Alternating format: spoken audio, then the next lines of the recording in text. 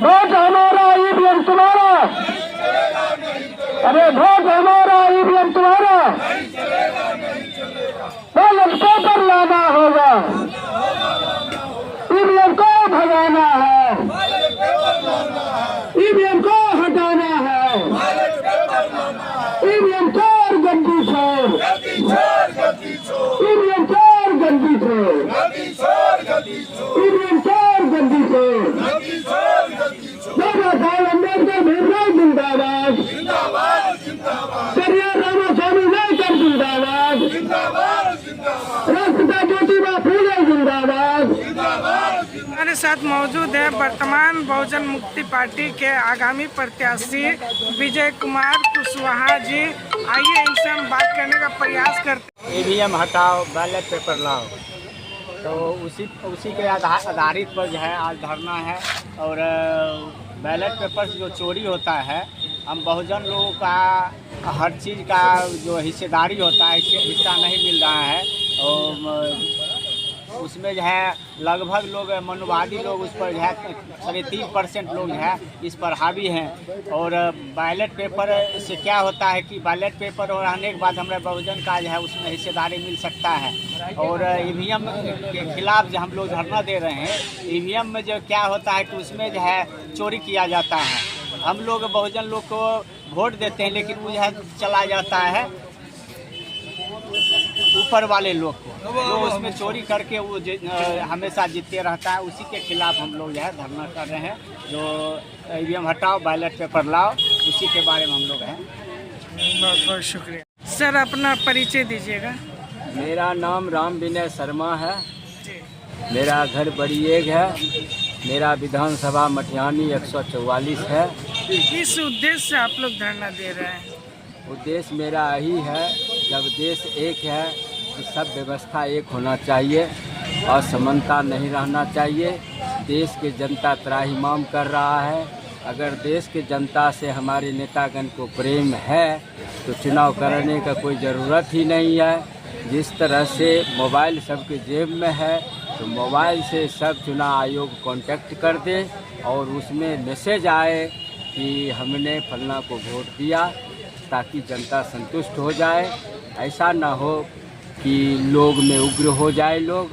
और क्रांति तो हो ही रहा है, लेकिन हम लोग संवैधानिक तौर तरीका से खूनी क्रांति न करते हुए वैचारिक क्रांति में हम लोग हर वक्त आंदोलन करते रहेंगे। आज नहीं कल सही, लेकिन आज़ादी मिलेगा। तीसरी आज़ादी की ओर हमारा बहुजन समाज चल चुका है।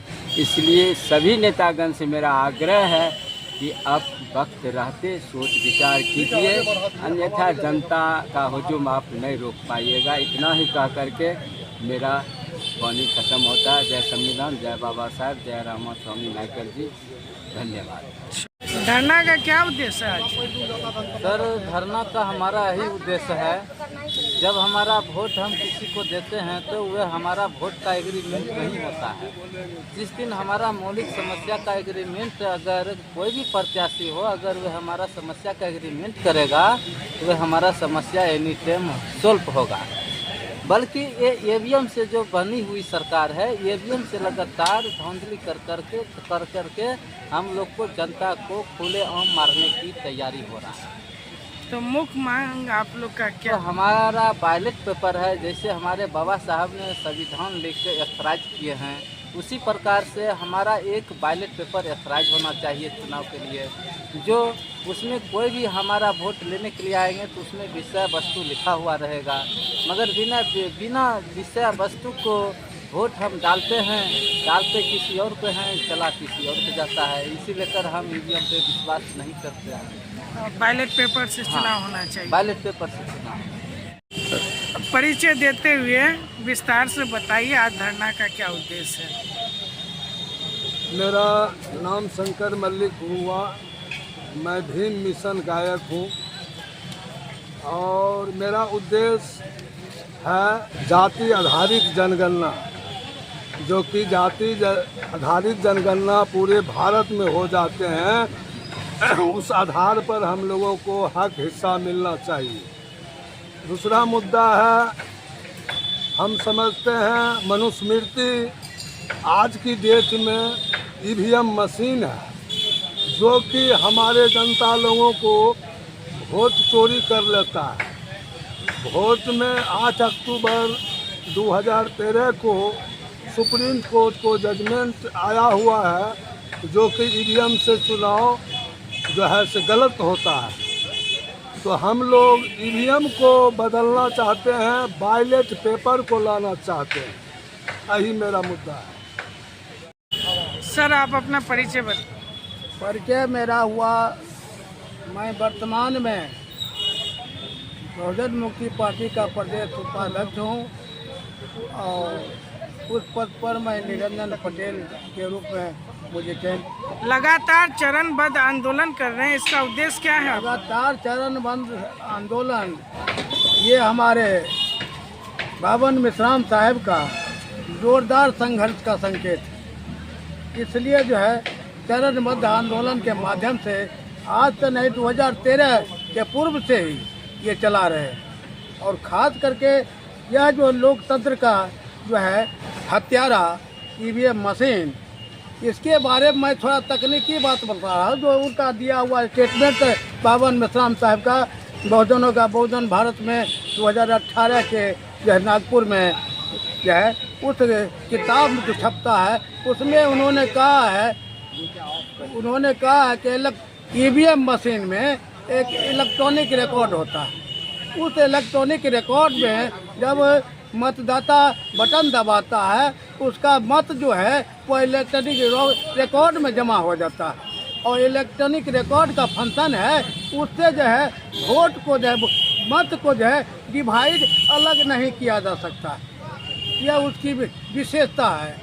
इसी और क्योंकि मैंने इसकी है उसमें सिर्फ कैलकुलेटर के माध्यम से कैलकुलेशन दोबारा भी किया जा सकता है, लेकिन मतपत्र की गिनती नहीं होती है मत का।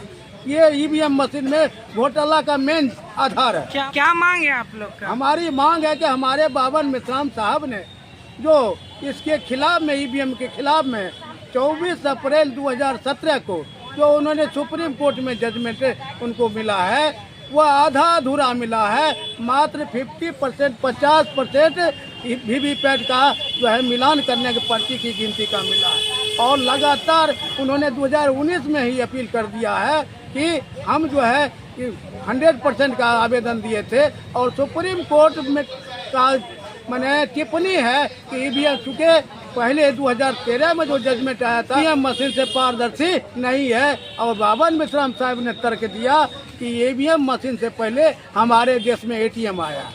तो एटीएम का जो तकनीकी है हमारे देश में पूर्व से चल रहा है। और एटीएम मशीन में कोई एटीएम धारी हो जो है खाताधारी वह जब पैसा निकालने जाता है तो एटीएम में भर करके देता है। मान लिया जाए उसके खाते में 1 लाख रुपया जमा है और उसने 5,000 की निकासी किया और तब फिर उधर से एक पर्ची आता है उसमें लिखा होता है कि आपका मैंने अकाउंट में 1 लाख रुपया था और आपने 5,000 की निकासी किया, अब आपके खाते में मात्र से 95,000 रुपये शेष रह गए।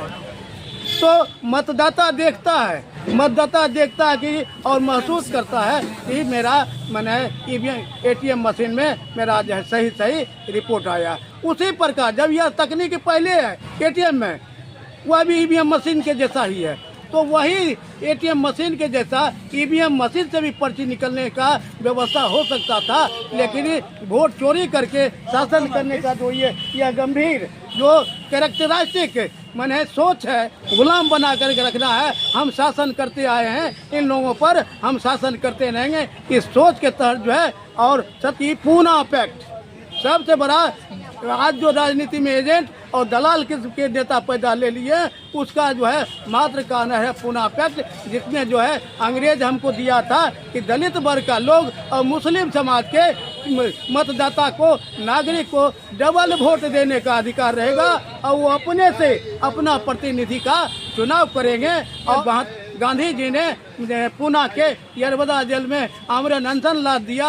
आमरण अनशन में वो मरणासन हो गए। बाबा साहेब अम्बेडकर के ऊपर दबाव आने लगा और दलित के बस्ती में मैंने बिहार ही नहीं, बम्बई में, महाराष्ट्र में, हरियाणा में, दिल्ली में, हमारे देश के क्षेत्रों में दलितों को बस्ती में जलाया जाने लगा, तब बाबा साहब ने इस हमारा समाज ही नहीं रहेगा साइन कर दिया। राम साहब भी पुनः पैक्ट में जो दस्तखत हुआ है उसके खिलाफ आंदोलन चलाने वाले हैं। कल 14 तारीख को उन्होंने जो है पटना में घोषणा किया है, इसकी भी लड़ाई हम करेंगे और पुनः पैक्ट यदि नहीं होता तो आज हमारा ये ईवीएम मशीन का समस्या नहीं होगा और दलाल और भरुए किस्म के आदमी पैदा राजनीति में नहीं होते।